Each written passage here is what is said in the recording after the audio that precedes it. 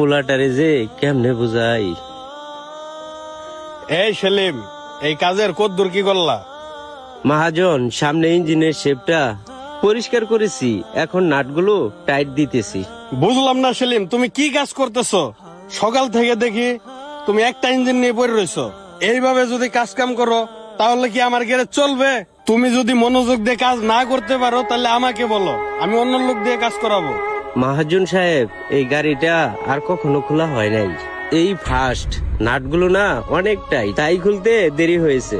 মহাজন সাহেব, আপনি 2 মিনিট গিয়ে বসেন, আমি তাড়াতাড়ি কাজটা শেষ করে আপনার কাছে আসতেছি। হ্যাঁ হ্যাঁ, তাড়াতাড়ি করো, গাড়ির লোক কিন্তু একটু পরে আইসে পড়বো।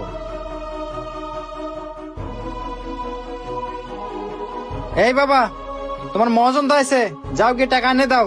আচ্ছা বাজান, তুই আরেকটু দাঁড়া, আমি মহাজনের কাছ থেকে টাকাটা নিয়ে আসতেছি।